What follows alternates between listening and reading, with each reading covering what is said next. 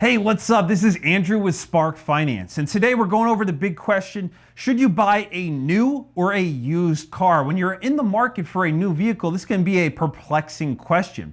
So, to give you the short answer, most financial experts, they would tell you you never purchase a new car, and if you were going to, the only time you should is if the purchase price of the new car is between 10 and 20% of your annual income, and that is a very difficult metric to achieve. Overall, the most financially sound choice is to buy a used car instead of a brand spanking new vehicle. That is the basic idea here. But let's see why this is the case, or maybe even if you're in a strong enough financial position where you can purchase that new car. Depending on your life situation, there are obviously a lot of variables around this. But let's take a look at why a used vehicle may be more beneficial than a new one in the financial sense, which is very important here. This is, after all, Spark Finance, a personal finance and investing channel. So let's start with the big one here. Cars used for daily driving, where you're just trying to get around town and you have to drive some distance, they are usually a terrible investment. We're not talking about old cars or classic cars or have a bit of a vintage value. We're talking about modern cars for everyday driving, which are terrible investments. They are terrible because cars are a depreciating asset. That means that they lose value over time. And they actually become less valuable with the more wear and tear you put on them when you're driving them around. So every time you're putting more miles on that, you're actually making the car worth less and less. Now, an alternative kind of place that people put money, let's say in real estate. In real estate, you own the property in an in-demand area. Everybody wants to live there, and the value grows over time. The house itself depreciates and needs repairs or renovations, but those can be tax write-offs. And the key is that the value of the land keeps increasing. That is why single-family homes actually outpace the appreciation that you'd see in condos and townhouses on the overall value of the property. So it is because of that underlying asset of land. Now, cars, they do not have that same benefit. They just keep depreciating. They keep going down and down.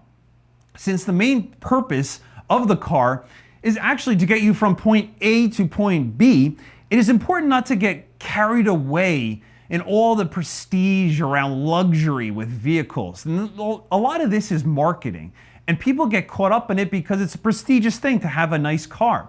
You could walk around every day, though, and say a luxury, custom tailored and designed suit.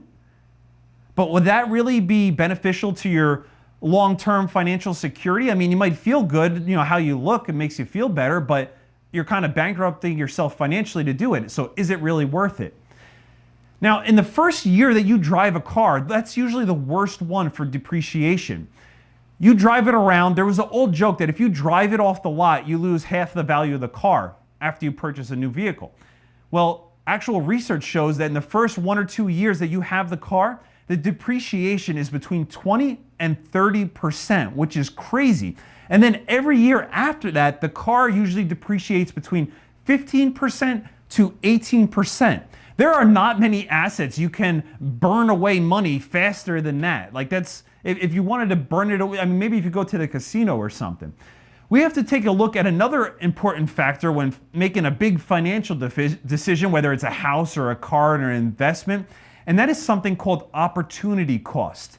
Opportunity cost comes into play here because you're talking about a large purchase. That's a lot of dollars that you have to spend on a vehicle rather than putting it somewhere else. The average price of a new vehicle, according to Kelley Blue Book, is $40,472 right now.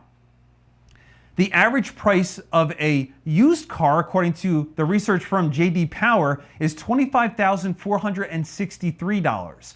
So right there, you can see there is a significant difference if you're going for the high-end, brand new model right off of the factory supply line and into your arms, versus the one that's maybe a few years old that you're purchasing secondhand.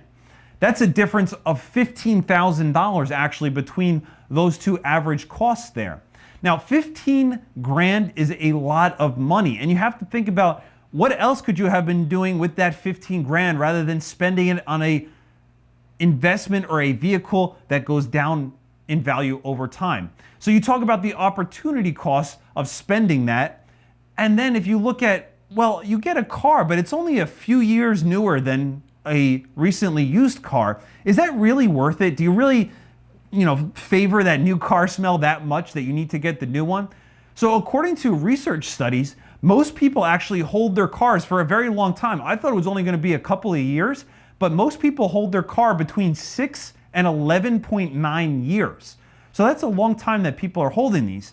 And if you look at the opportunity cost of spending that 15 grand extra over a 6-year period, that's the lower end of the spectrum for how long people will keep their car.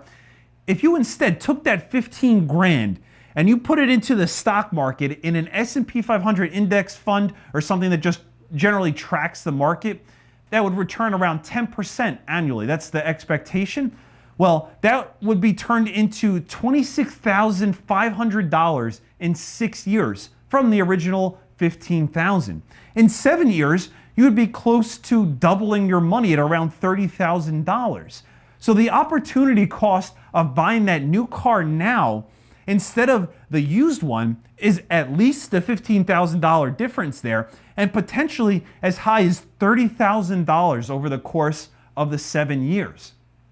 There are some other factors, with maintenance and stuff like that, but that's just to give you a broad overview of a little bit of an idea around the opportunity cost here. And another thing, car loans. Of course, a lot of people see that they can finance the vehicle and now they can afford it. It'll look like it was so much before, but now they can afford it. But the problem is that puts a giant financial burden on you for months that go on for years and years, where every month you have to pay it. So generally you want to stay away from car loans if you can.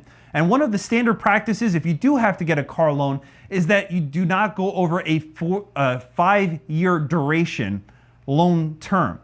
Now, many dealerships are now offering up to 7 years to basically turn you into a debt slave, where you're going to be paying off a car for 7 years. Like, you can get a home mortgage for 15 years. So it's kind of crazy that the car loans are going out longer and longer. And that is because the average person today simply cannot afford the price of a new car. So all the commercials to try and lure you in to purchasing that new car for only $250 a month in financing costs, or $500 a month if it's an SUV. They try and get you with that because it sounds so much cheaper. They don't even tell you the actual full price of the car, because that will give you a heart attack, if you actually had to see the full price of what you had to pay. Now, this is just kind of like a scam to hide the true cost of the car from you, so you don't realize how much you're paying in the end. The only positive thing to look for here around car loans is when you can get 0% financing for an extended period, and when you're able to pay off the car early without any extra interest payments on that. So that means you're getting basically a free loan from the dealership or the financing company, and you're not paying above the actual regular price, full price of the car. Now, when comparing cars, compare the total cost of the car if you were paying cash for it rather than the monthly fees with financing, because it gives you a better picture, a better overview between two options. There's also some other things to think about when searching for a vehicle. Most people, on average, drive their car around 12,000 miles a year. So keep this in mind when you're looking for used ones, and it gives you an idea of how old they are and how many miles they should have on them. If they have a lot more or a lot less, that's kind of a red flag that you have to look into further. If you can purchase a good used car that was well maintained and has under 60,000 miles, you should be able to use that vehicle still for a number of years. Most modern vehicles today, they can go for over 100,000 miles and they can still chug along. Another big factor is that it is usually beneficial if the used car had only one owner rather than several different owners over a period of time. If it had one owner for a long time, that usually means they took better care of the car, and it's less likely that there was a bad apple in the bunch. Many cars also come off of lease after 3 years. So after that 3-year period's over, then you can purchase them on the used car market with under 40,000 miles, and they had to be well maintained in order to not actually get fees from the lender when they were under the leasing program. So there's an opportunity there to get a car that comes off lease and it goes into the secondary market. In this scenario, You are basically letting someone else pay for all the financing costs for the early period, which has the most depreciation on the value of the car in those first few years. That's when the most depreciation is. And then you can go and buy it at a discount, and then you get to keep the asset in the end. You don't have to give it back up like a lease, and you could either sell it on the secondary market again, or you can keep using it for its utility value. Another factor of car ownership is also what is known as the true cost to own, which is very important here. Buying the car is actually just the first step, and this is one of the pitfalls that a lot of people fall into. They don't understand the true cost to own. Just because you see that single price when you're purchasing a car, that's not the only cost. Once you own the car, you need to pay the tax on the purchase. You have to pay for the registration fee. And if you don't have a license, you probably have to go and take a course on doing that, and then get the license, pay for the course, pay for the license. Then you need to pay for insurance just so that you're allowed to drive the car on the road. And depending on the car, that can be a lot or a little. If you're going for a luxury car, they usually cost a lot more in insurance, and also the maintenance and the parts on luxury cars are a lot more expensive than buying an average reliable used car. And then you have to keep in mind that you also have to weekly or monthly purchase fuel for your car. That's another expense that will come along. And if you're driving the car a lot, you will also come into the additional maintenance costs around oil changes and changing the tires over time. So all these costs, and then you still might even have the monthly financing if you did the car loan as well on top of it. Then you have to factor in the depreciation of the value of the car. That's a lot of numbers that add up to a high cost that people, they have to think about that when you're originally making the purchase so that you don't get underwater on this. Even though a used car might have more in maintenance costs, studies show that keeping your car longer is far more financially sound way to go than buying a new car and exchanging it in for a new one in a few years. Remember, the average car is used for 6 to 11.9 years. When I was going into this process myself, it took me a while to find a car that was a good fit for me, a good low mileage, and it had a good price deal, and it was everything I was looking for in the package. I ended up actually going to another state to pick up the car and find one that was the right option for me. So keep in mind here, you don't have to rush into this. When you go to a dealership, their job is basically to make you walk out with a car no matter what. They'll try and offer you all these side deals to make you purchase the car on the spot and walk off with it. But you are not in a rush. Look at all the options. If you're looking at used cars, you can look at used cars in a huge area. You can travel for one day and go pick up a car from anywhere and drive it back home. Right now, there is a semiconductor shortage, which is the microchip that kind of acts as the brain for the vehicle. Now, car prices have gone up a bit because around this whole pandemic thing, we have this chip shortage that came about, and people are kind of going to dealerships buying cars, and at the same time the factories are not delivering more cars to the dealerships because they're all waiting for these microchips. So it might make sense to actually wait several months until this issue starts to be resolved before jumping into a new purchase at elevated prices for these new cars.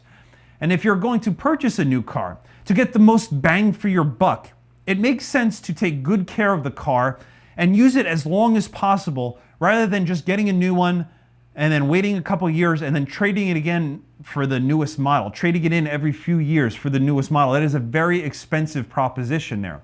And although financial experts say that you should do that whole range of 10 to 20% of your gross income on a new car to be financially secure, that is really tough to do.